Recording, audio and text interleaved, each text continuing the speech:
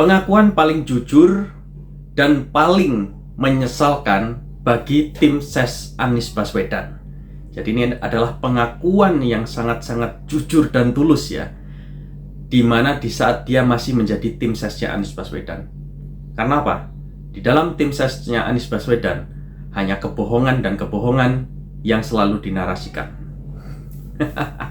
Terbuka satu-satu, tidak usah ditunjukkan.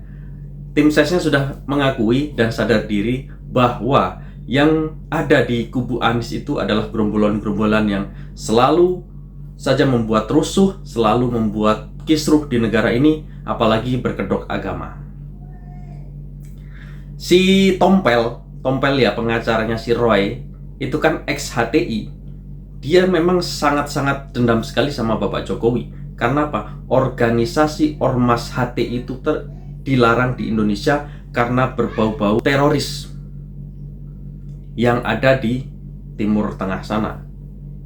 Tidak cocok dong di Indonesia. Apakah Indonesia akan menjadi sarang teroris? Antara HTI dan FPI itu adalah organisasi ormas yang sangat dilarang di Indonesia dan dibubarkan di zaman Bapak Jokowi. Itulah kenapa FPI, HTI sangat benci sama Bapak Jokowi dan selalu membuat kisruh, selalu membuat narasi seakan-akan Bapak Jokowi itu yang paling salah di negara ini. Oke teman-teman, tanpa berlama-lama lagi ya, jadi kita saksikan ini adalah momen pengakuan jujur dari mantan tim ses Anies Baswedan. Langsung saja kita simak videonya berikut ini. Tanggal 16, kalau mau tahu tentang penggulingan atau pemaksulan Joko Widodo pada saat 2000 tanggal 15 Februari malam di Timnas Amin itu sendiri, saya yang meminta, gimana kalau kita demo, turunkan Jokowi, KPU curang, Gibran curang, Jokowi curang, Prabowo curang. Itu ide saya. Oh, Pak Prabowo juga curang? Saya bilang curang semuanya, semua curang. Bukan sekarang mereka katanya sayang sama Pak Prabowo. Dulunya katanya begitu, tapi ternyata semuanya begitu. Yang seperti ini harus Jokowi diturunkan. Jokowi perusak demokrasi. Presiden Jokowi gagal total.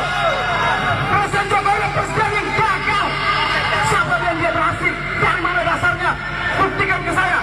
Ketika MK memutuskan bahwa menolak keputusan, itu bukti bahwa yang keroknya.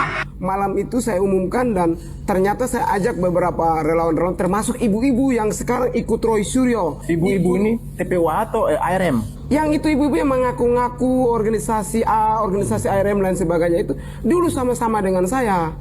Malam kita komunikasi, saya cuma minta toa satu, besok kita kumpul di Timnas Amin, gabung dengan pendukung Ganjar Pranowo, saya ngomong terbuka saja. Jadi bukan relawan Anies saja, mereka juga gabung dengan kita. Kita demo tanggal 16 di depan KPU. Yang paling pertama kita targetkan adalah gulingkan Jokowi. Yang kedua adalah kita lagi meminta, ini pemilu curang, harus diulang. Pemilu ulang 16 Maret 2024.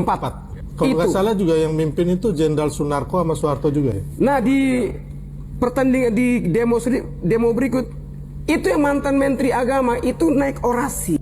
Harapan terkait demo ini, Pak? Ya, dengan demo ini kita mengingatkan bagaimana Mahkamah Konstitusi betul-betul bisa mengadili sengketa pemilu ini dengan sebaik-baiknya dan sebenarnya. Apakah ada rencana aksi selanjutnya lebih besar lagi? Pasti konstitusi itu kedaulatan ada di tangan rakyat. Sekarang sudah diacak-acak dan dipegang oleh Presiden Jokowi secara sewenang-wenang.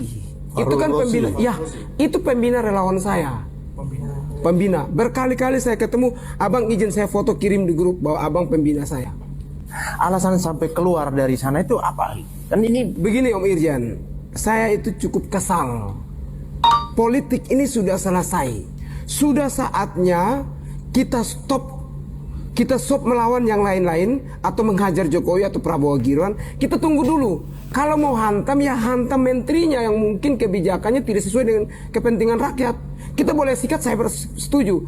Ini yang dihantam Jokowi ini kan sudah berhenti, sudah stop, sudah tidak presiden, sudah jadi rakyat seperti kita. Berkali-kali dipanggil beberapa hotel itu, ujung-ujung gantungkan Jokowi, gantung di Monas. digantungkan. Terus Adik-adik copot Gibran itu segala macam bahasa. Saya mau bilang Roy Suryo salah satunya, Fadila itu kawan-kawan saya. Jadi ketika di beberapa hotel saya pernah ribut di situ, ribut gara-gara saya muncul di situ. Mereka bilang ini sudah dukung Prabowo. Emang kenapa? Kamu mau berantem? Pendukung sebelah. Saya sama relawan yang mantan relawan. Jadi saya duduk dengan Amin Rais, duduk dengan yang namanya Tifa, duduk dengan Roy Suryo, Refli Harun. Memang itu sama-sama. Setelah kedua kali dicek Yang mantan ini, ketua KPK juga. Abraham Samad juga. Kedua kali lagi kita dicek ini, sama lagi ada Abraham Samad di situ. Kita ini yang gerakan agar Jokowi itu memang harus ditumbangkan. Gibran harus ditumbangkan, itu titik. Terus kalau Gibran tumbang mau diganti sama siapa? Nah kita minta Anies yang maju sebenarnya. Selain Anies ada dengar-dengar ya mantan ketua KPK Pak Abraham Nah Samad. Abraham Samad juga dapat isu. Jadi Abraham Samad juga diusulkan ingin maju. Memang orang-orang sakit jiwa ini. Jadi mereka semua ingin tampil di momen ketika ada kegiatan. Jadi rakyat pendukung, mantan pendukung ini, oknum-oknum yang ada di relawan Anies itu militan sekali. Jadi ketika dipanasin sedikit ya sudah terbakar. Saya mau klarifikasi dulu kepada pemirsa bahwa saya sudah mengundang melalui WhatsApp kepada Pak Kosinudin ya, pengacara dari TPUA juga ya, untuk hadir di podcast. Namun tidak ada respon. Jadi silakan netizen sendiri yang menilai. Host, Kojenudin itu mantan ex-HTI. Ingat itu baik-baik. Ex-HTI itu organisasi terlarang yang dibubarkan oleh Jokowi. Dan jangan kita sakit hati karena dibubarkan, makanya mereka dendam kesumat, dendam yang tidak bisa termove on, menghajar Jokowi sampai detik ini.